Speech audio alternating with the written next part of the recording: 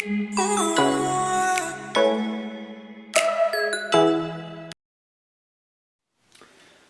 everyone, welcome to another video from Opal IPTV.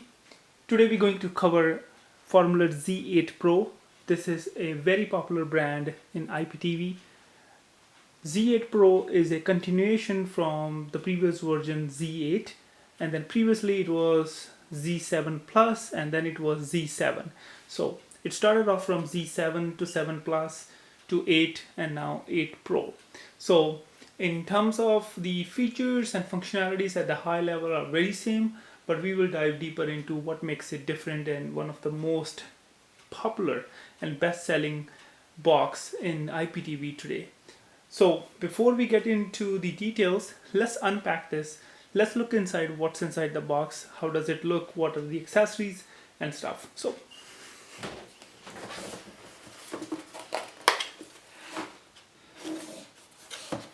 let me see. Okay. So first of all, the first thing that you notice is the packaging. So the packaging is different from Z8. Z8 packaging was in yellow color, if you remember that, and then in terms of the size and the dimensions of that packaging, it's a little bit smaller than what it was in Z8. So definitely a different look on the outside. So inside you get a guide, you get your setup box, Z8 Pro. So a little bit different branding here as well in terms of the color combination. But in terms of the look and feel of the size of the box itself, it's pretty much same to what it was in Z8. Then you get HDMI cable, a 3M cable, power connector, the remote. So the remote is different. So if you remember the regular Formuler remotes, the Z8 remote was the one with a very stretched layout of the keyboard. I will leave a description of that remote I will leave a link of the description of the remote in the video. But this remote looks different, definitely.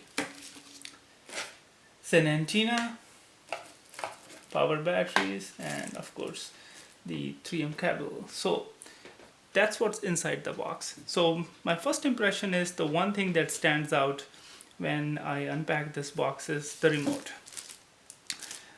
This is different. Let me get a remote that we were using before for a Z8, if I can find one.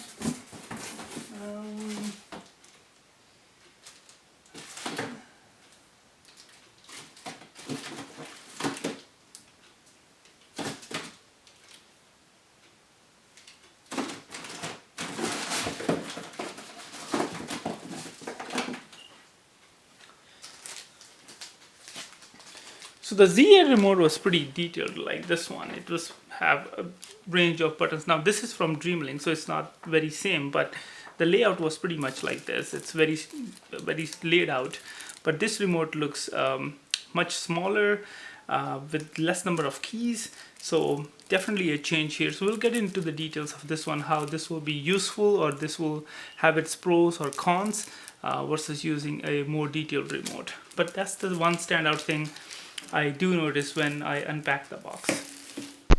Now let's head over to my TV where I have this box set up, and let's look at the inside of this box. Okay, so now the box is all loaded up after the software update. Looking at it at the home screen, you don't see too much of a difference from what we have seen in the previous Formuler boxes.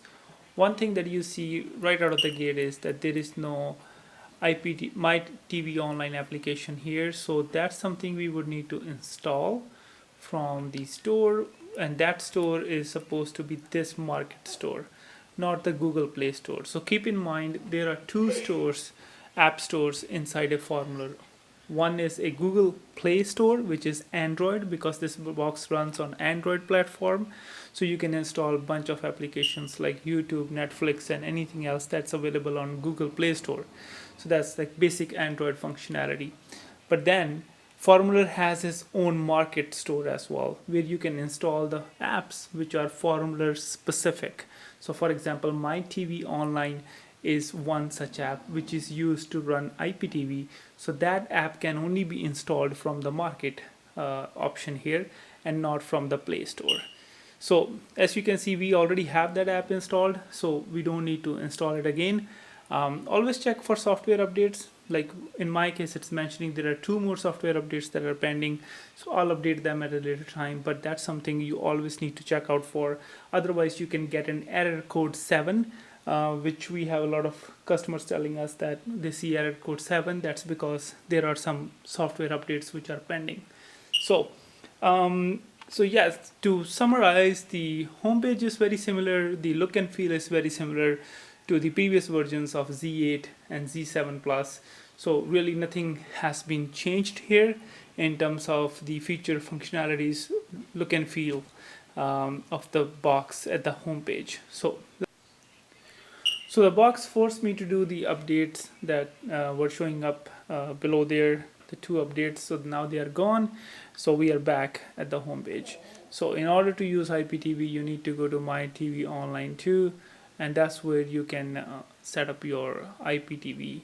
You can check out this video we have done in the past on how to set up a Formuler box to use IPTV. So all the details are being provided in this video. So feel free to check this video out if you need help with setting up your Formuler box for the IPTV. And we will drop the link in the description as well. So please feel free to watch that video and just go through that. Basically, you just need to enter the portal URL. Nickname is optional, and then provide your MAC ID to your IPTV subscription provider, and you are good to go. So should you buy this box or not?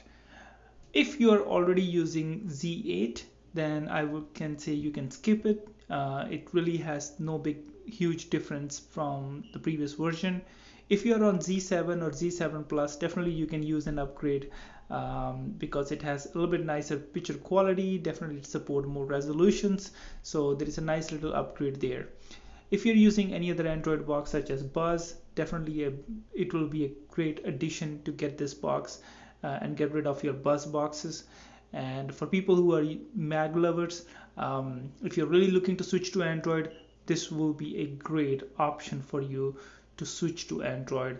Z7, after Z7, I think this is the Formuler has been doing pretty good in terms of continuing that flagship. So Z8 Pro just is as I said, improvement over Z8.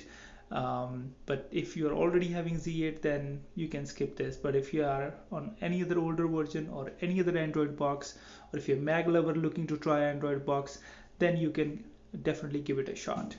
Now, what's one thing that did stand out when I was reviewing this box?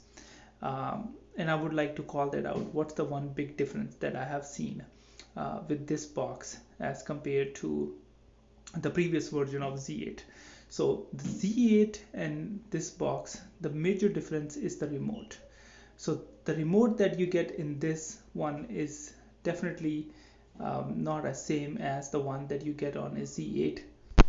As you can see, on the right hand side I have the Z8 remote, and the left hand side I have the new Z8 Pro remote.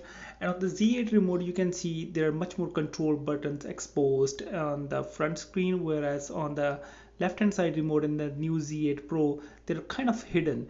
So I do like most of these control buttons on the outside, so I do prefer that layout. But with the new upgrade, that layout is not there anymore. But the good thing is you can always buy an aftermarket remote to overcome this. Personally, as I said, I do like more detailed out remote, the one that we have on the right hand side for the previous versions. But I guess they have tried to make the remote a little bit smaller, try to make it look elegant, so that's why they have taken out some of the buttons. Also the shortcuts such as Amazon, Netflix shortcuts have been removed, which I'm not a big fan of and I'm not worried about too much, but definitely the control buttons are a big miss for me on this one. Let us know your feedback. Let us know if you're already using this box or looking to buy this box, and if you have any questions, we'll try to answer them the best. Otherwise, please like and share this channel, and thank you for watching this video.